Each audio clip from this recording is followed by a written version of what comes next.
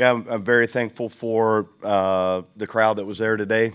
103rd homecoming for Purdue, and I just mentioned on the radio, this place is special because of the people, and not only the people that have followed Purdue for a long time.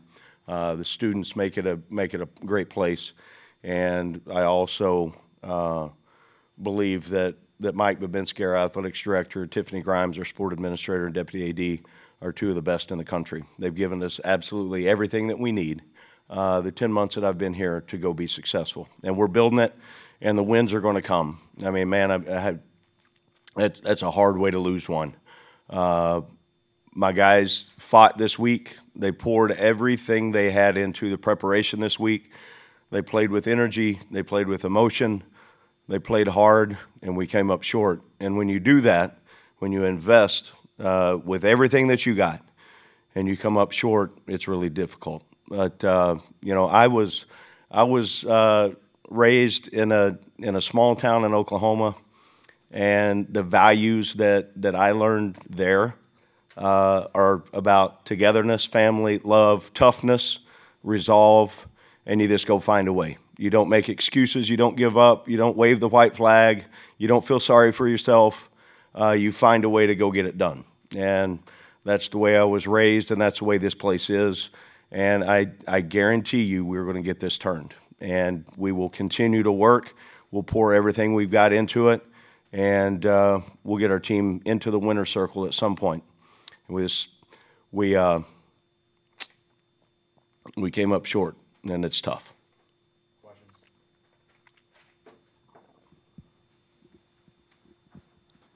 Barry, when you reflect on the final outcome of the game, you go back to the end of the first half. You guys having first and 10 at their 40 to start that drive, and then them being able to march down after the 3 and out. Just how large does that sequence loom as you look at how this game turned out? Well, I think they're all big. It doesn't. I told the team after, it's not one play, it's not one drive.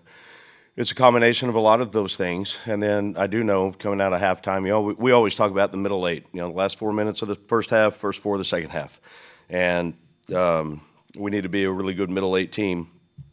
Coming out of halftime, we went down and scored, got a stop, so that was a good part of it. So, we want to execute every single drive we've got. We didn't. And then defensively, the broken coverage, obviously, I thought took a little bit of aggressiveness out of us on how we were playing, and we've got to be able to overcome that. We didn't. Barry, when you look at this game, no penalties, but it comes down to playing a Rutgers team that had struggled holding teams on third down. You go 1 of 9. When you look back at that, is that just maybe a reflection of this offense right now, or was that just a down and distance situation? What kind of led to the struggles on third down today against the team that's been prone to giving those up? Well, I think you look at all aspects of the offense. You look at the ability to run the ball. I thought we had that on our side. You look at being able to execute and extend drives. Obviously, that was, as you point out, 1 of 9. You're going to have a hard time if you can't do that. And we've got enough playmakers to find a way to do it. We'll certainly do a deep dive on what were the reasons today. If I give it a lot of opinions sitting right here, I'm sure I'm going to be off on a couple of them. Ryan, can you sort of just take us through the timeline for Ryan this week as far as the injury goes, and when you knew he was going to be able to play today? I didn't know. We ended up getting some more testing done on Monday, and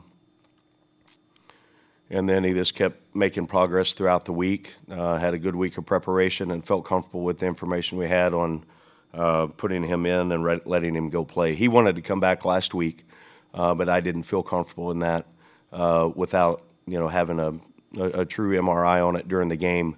I didn't feel comfortable doing that last week. So says a lot about him, about this team. Jesse Watson on Tuesday practice broke his nose, had a chance to either get surgery and miss. He said, no, I'm going to do whatever I can for this team, and he went out and played today. So there's a lot of those small stories that things in our habits are moving in the right direction. I just want it, and we all do. We want it to result in wins, and we're not there yet.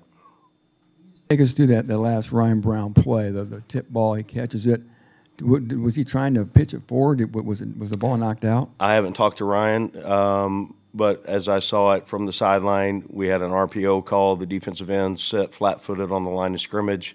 There was a small window there after he pulled it and got his hand on the ball. Ryan went up, tried to make a play, and I don't know if it got punched from behind on his way down. He didn't secure it at that point. Have you ever been part of something like this before, this painful of a loss? Unfortunately, 1997, I was on the field against Nebraska, kickball. They ended up catching it in the back of the end zone. That one hurt. Guys, life is hard. You're gonna win some and you're gonna lose some, and especially to lose it the way we did throughout the course of the game makes it a little more difficult. Barry, was the plan all along to kind of alternate quarterbacks the way you did today with Malachi and Ryan? Yes. And then what do you gain out of doing that, or do you want to see if somebody gets a hot hand and kind of ride the momentum of one or the other? Ryan's our starting quarterback, but there's certain things we're trying to get because Malachi's playing well and has earned playing time. Anybody that we feel like is in a position to help us play winning football, we're going to find a way to get them on the field, and we feel that way about Malachi, and I think it helped us out today. You talked Monday about being a part of losing streaks before.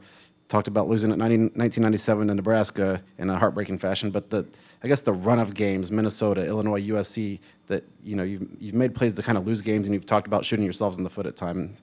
Have you had a run like that where we've had so many games that were winnable that just kind of mistakes end up being the difference in the game?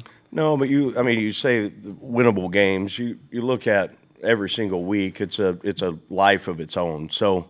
The thing you do when you come out of a game that you come up short or you win the game, you learn from your experiences and you apply them and you try to continue to find a way to move your program forward. We're a heck of a lot better than we were when we started. Well, it's not there yet. And we're going to keep working to get there. That's the only thing that we and I know how to do. And, I thought our assistant coaches had a really good game plan this week. And I did challenge the guys, to go play with energy, effort, and enthusiasm. And for the most part, I thought we did that, which was good to see.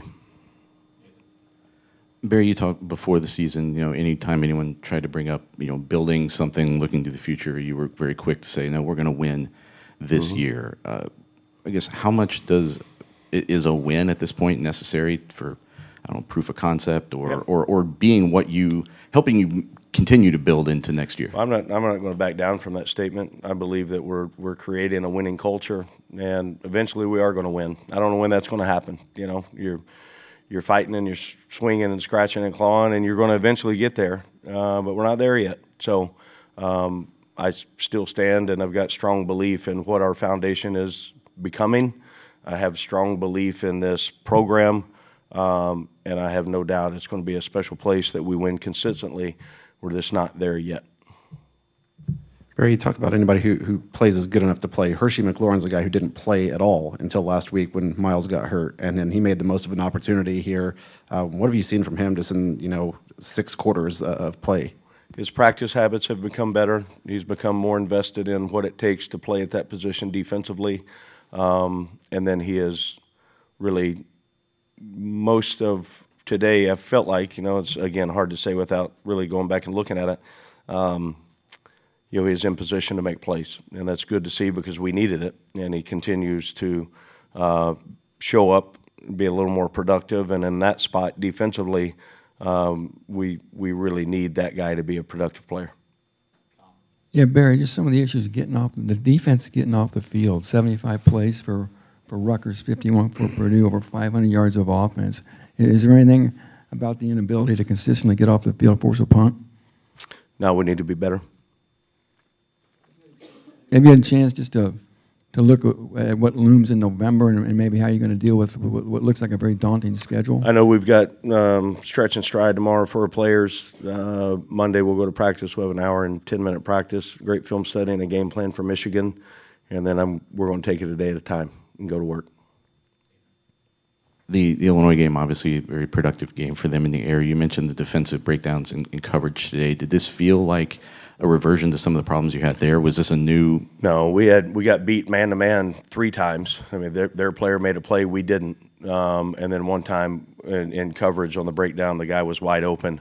We were in a man-free coverage, and we didn't get that executed the way that we needed to. But no, I don't. I mean, you saw it just like I did. They threw 3 up, and they came down with them, and we didn't. So we got to continue to work on that.